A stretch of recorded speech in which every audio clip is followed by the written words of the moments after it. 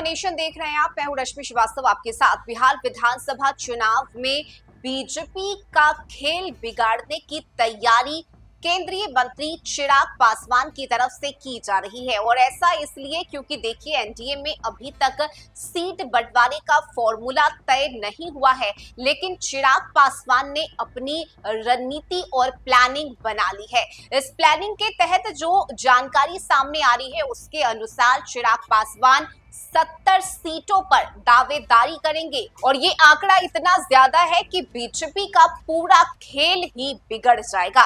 ऐसे में देखिए चिराग पासवान की तरफ से जहां एक तरफ बिहार विधानसभा चुनाव लड़ने की इच्छा जाहिर की गई है, साथ ही उन्होंने जनता के बीच घोषणा करते हुए ये भी कहा है कि आप जहां से चाहेंगे मैं वहां से चुनाव लड़ूंगा।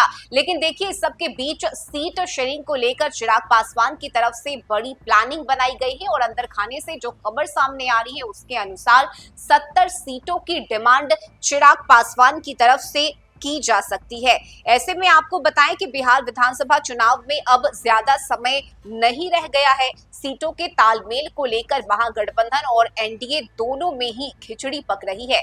महागठबंधन में जहां एक तरफ लगातार बैठक हो रही है, तो वहीं एनडीए के कई नेता यह कह रहे हैं कि सीटों के बंटवारे में कोई परेशानी नहीं होगी। लोकसभा की तरह विधानसभा में भी हम लोग मिल बैठकर तय करेंगे। हालांकि यह इतना आसान होगा क्या, ये सबसे बड़ा सवाल है, और यह समझने वाली बात भी है।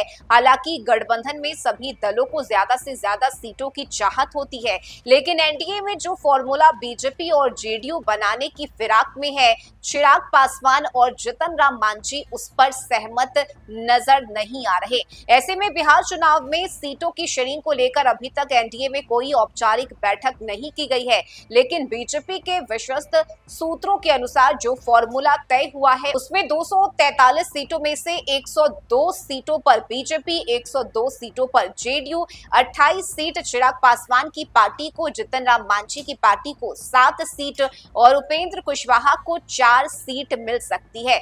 अब कहा यह भी जा रहा है कि अगर चिराग पासवान नहीं माने तो जेडीयू और बीजेपी की एक एक सीट घट सकती है। चिराग को 30 सीट दी जा सकती है। ऐसे में सवाल उठने लगा है कि क्या चिराग पासवान 30 सीटों पर मान जाएंगे। लोक जनशक्ति पार्टी रामविलास के एक बड़े नेता ने इस बात की जानकारी दी है कि पार्टी की ओर से यह तय हो चुका है कि एनडीए की बैठक अगर होगी तो उसमें पार्टी 70 सीट की डिमांड करेगी और अपनी लिस्ट भी देगी। उन्होंने बताया कि एलजेपी हर हाल में 40 सीट लेने का दबाव बनाएगी, लेकिन अगर 40 पर बात नहीं बन पाई तो कम से कम 35 सीट हम जरूर लेंगे।